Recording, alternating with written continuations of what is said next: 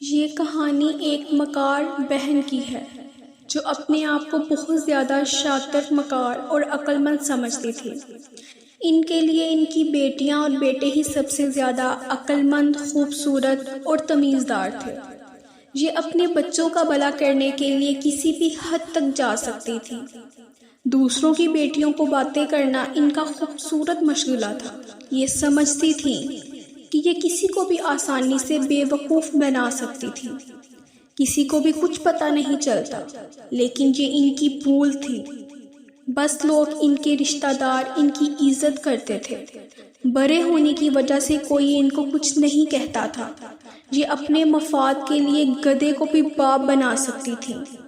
ان کو اتنا نہیں تھا پتا کہ کسی کے ساتھ غلط کر کے یہ خود کے لیے ہی گڑھا کھود رہی ہیں۔ ہو بہو ان کا بیٹا بھی انہی کی فوٹو کاپی تھا۔ لوگ کہتے ہیں کہ بیٹی ماں پر اور بیٹا باپ پر ہوتا ہے، لیکن ادھر تو الٹ ہی حساب تھا۔ ادھر بیٹا باپ کے بجائے ماں پر گیا تھا۔ یہ دونوں ماں بیٹا اپنے مفاد کے لیے کسی کو بھی استعمال کر سکتے تھے۔ بہن کا نام رضوانہ تھا اور بیٹے کا نام علی تھا۔ اس چلاک بہن کی ایک چھوٹی بہن تھی جو حالات سے بہت مجبور تھی۔ اس بیچاری کے گھر میں کھانے کے لالے پڑے ہوئے تھے۔ ہر روز فاقے ہو رہے تھے۔ بچے بہت صبر والے تھے۔ ان کی ماں ان کو جو بھی کھانے کے لیے دیتی، چپ چاپ وہ کھا لیتے تھے۔ مگر وہ الگ بات ہے، جب کسی کے گھر جاتے تو تباہی ڈال کے کھاتے تھے۔ ظاہری بات ہے، اگر کچھ کھانے کو نہ ہو تو دوسروں کے گھر جا کر سب کچھ مل جائے تو کوئی منع نہیں کرتا، بلکہ دل کھول کر کھایا جاتا ہے۔ ایسا ہی حال ان بچوں کا تھا۔ آج یہ اپنی خالہ رضوانہ کے گھر آئے تھے، انہی کے کہنے پہ کہ ان کے پاس آ کر رہیں تاکہ کچھ کھا پی سکے۔ بچے دن بہ دن بہت زیادہ کمزور ہوتے جا رہے تھے۔ ظاہری بات ہے، گھر کمانے والا کوئی نہ ہو، اکیلے رہتے ہوں تو کیا ہی زندگی ہوتی ہے انسان کی۔ بس کبھی کسی نے کچھ دے دیا، تائی یا چاچی نے کبھی کھانے کے لیے کچھ دے دیا ہو، جیسے تیسے روکھی سوکھی کھا کر ان کے بچوں کا گزارا ہو رہا تھا۔ خیر، خالہ کے کہنے پر یہ ان کے گھر آ گئے۔ حیران تو ان بچوں کی ماں نائلہ، جو کہ آپا رضوانہ کی چھوٹی بہن تھی، بہت تھی کہ باجی نے خود ان کو بلوایا ہے اور رہنے کو کہا ہے۔ لگتا ہے باجی کا پتھر دل پگھل گیا ہے ان کے لیے، تبھی تو انہوں نے ایسا کیا ہے۔ بھئی ساری صورتحال دیکھ کر تو ایسا ہی لگتا تھا کہ خالہ ساری عمر سب کو باتیں کر کے تھک چکی ہیں، اب وہ سب سے معافی کی طلبگار ہیں تاکہ اپنے گناہوں کی معافی مانگ سکے، کیونکہ زندگی کا کوئی بھروسہ نہیں۔ انہوں نے جب اپنی بہن کو یہ کہا کہ مجھے معاف کر دو، میں نے بہت دل دکھایا ہے تمہارا، ایسا کہنا تھا کہ چھوٹی بہن نے کہا، باجی آپ ایسا نہ کہیں، آپ مجھ سے بری ہیں، آپ کچھ بھی کہتے مجھے برا نہیں لگتا۔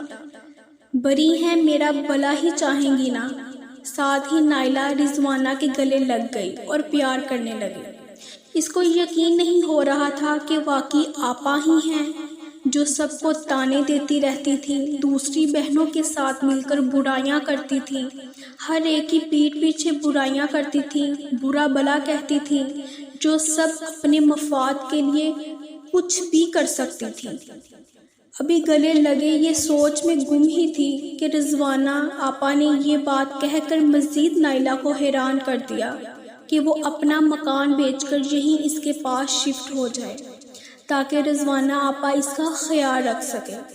تو اس نے ان سے علیحدہ ہوتے ہوئے ان کی آنکھوں میں دیکھا، جہاں اس کے لیے پیار، محبت اور فکر عیاں تھی، اور وہ کافی پریشان بھی لگ رہی تھی۔ نائلہ نے خوشی سے ان کے ہاتھ چومے اور کہا، آپا آپ نہ ہوتی تو میرا کیا ہوتا، اور پھر ان کے سینے لگ کر رونے لگی اور کہنے لگی، اعجاز کے جانے کے بعد آپ نے ہی مجھے سہارا دیا ہے۔ اعجاز اس کا شوہر تھا، جس کا موٹر سائیکل ایکسیڈنٹ میں انتقال ہو گیا تھا، اور جو آپا کو یہ شکریہ ادا کر رہی تھی نا، وہ اس لیے کہ آپا اس کو اپنے پرانے کپڑے اور اس کے بچوں کو اپنے بچوں کے کپڑے دے دیتی تھی اور کچھ کھانے کو بھی کبھی کبھار دے دیتی تھی، مگر کام نوکرانیوں والے کرواتی تھی، سارا دن پاس رکھتی اور خوب کام کرواتی اور پھر یہ سب دے کر رخصت کرتی۔